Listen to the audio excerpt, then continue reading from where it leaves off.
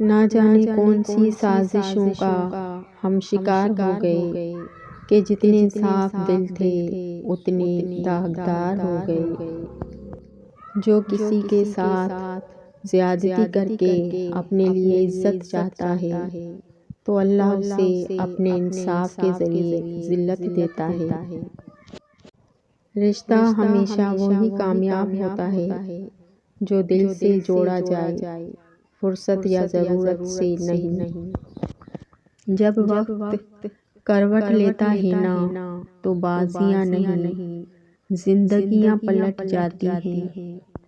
اچھی زندگی اچھی صورت سے نہیں، اچھی نیت سے ملتی ہے۔ بدلہ لینے والوں سے نہیں بلکہ سہ جانے والوں سے ڈرو، ان کا معاملہ رب کے حضور پہنچا دیا جاتا ہے۔ ہم کیسے لوگ ہیں جب ہمارے دل کمزور ہوتے ہیں تو اس کے در پر جاتے ہیں، گڑ گڑاتے ہیں، لیکن جب وہ تھام لیتا ہے تو اسے ہی بھول جاتے ہیں۔ ہم کتنے خود غرض ہوتے ہیں، اللہ کے ساتھ خود غرضی کرنے سے بھی باز نہیں آتے۔ کبھی بھی خود کو اتنا قیمتی ظاہر نہ کرو کہ ہر کوئی تمہیں دل سے نکال دے، کیونکہ جس چیز کی قیمت زیادہ ہوتی ہے اکثر لوگ اسے چھوڑ جاتے ہیں۔ تکبر سے پاک گفتگو، مفاد سے پاک محبت، لالچ سے پاک خدمت، خود غرضی سے پاک دعا سچے رشتے کی دلیل ہے۔ خوشیوں کا تعلق آپ کے حالات سے نہیں، آپ کے فیصلوں سے ہے۔ میں کتنا ہی طاقتور بن جاؤں لیکن ہر شام کو زندگی کا ایک دن کم ہو جاتا ہے اور میں اس کو روک بھی نہیں سکتا۔ وہ میرا اللہ اتنا مہربان ہے، نئی صبح دے کر پھر مہلت دے دیتا ہے۔ شاید میرا بندہ توبہ کر لے اور میں اس کو بخش دوں، بے شک اللہ بخشنے والا ہے۔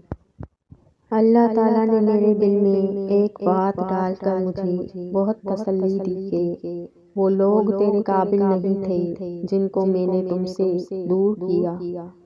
تب میں نے جانا کہ اللہ کے فیصلے بہت عظیم ہیں۔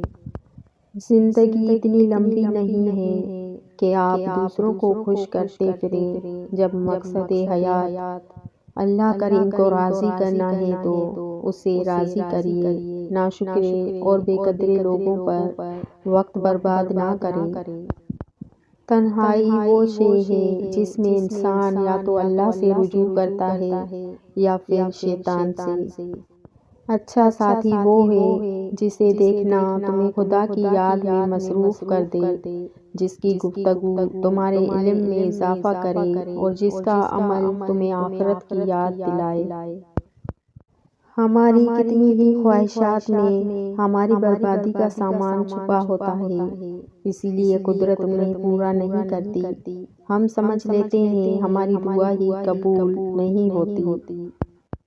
مطلب یہ رشتہ کوئلے کی طرح ہوتا ہے، جب گرم ہوتا ہے تو ہاتھ جلاتا ہے، جب ٹھنڈا ہوتا ہے تو ہاتھ کالے کرتا ہے۔ جن رشتوں کو اللہ نے انسان کے سکون کے لیے بنایا ہے، آج کل لوگ انہی رشتوں میں چالاکیاں اور مکاریاں کرتے ہیں اور پھر روتے پھرتے ہیں کہ ہماری زندگی میں سکون نہیں ہے۔ اپنے اندر برداشت پیدا کریں، معلوم نہیں آپ کو کون کون برداشت کر رہا ہے۔ ذہنی طور پر مضبوط کیسے بنیں؟ نمبر 1، ہر کسی سے توقعات رکھنا چھوڑ دیں۔ نمبر 2، قبول کریں کہ زندگی غیر منصفانہ ہے۔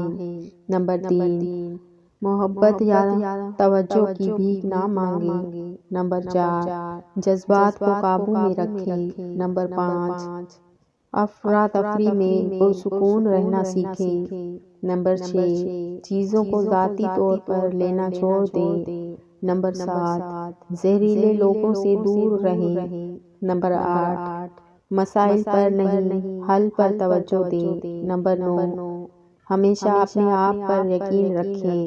نمبر 10، اگر آپ ذہنی طور پر مضبوط بننا چاہتے ہیں تو اس صفے کو فالو کریں۔ کامیاب تو وہ ہوتا ہے جو غم میں مسکرانا اور دولت کے بغیر خوش رہنا سیکھ لیتا ہے۔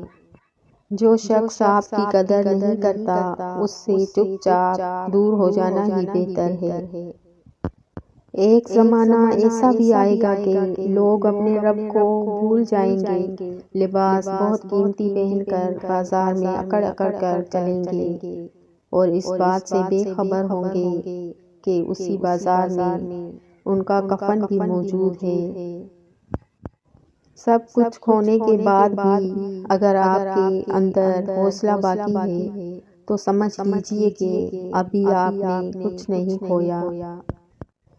ایمان جب انسان کے اندر اپنی جڑیں مضبوط کر لیتا ہے تو برائی مشکل اور نیکی آسان ہو جاتی ہے، دل نرم اور آنکھیں نم رہنے لگتی ہیں۔ انسان کو اچھی سوچ پہ وہ انعام ملتا ہے جو اسے اچھے اعمال پہ بھی نہیں ملتا، کیونکہ سوچ میں دکھاوا نہیں ہوتا۔ بے شک جس کے لیے اللہ کی ذات کافی ہو اس کو کسی اور سہارے کی ضرورت نہیں ہوتی۔ بے شک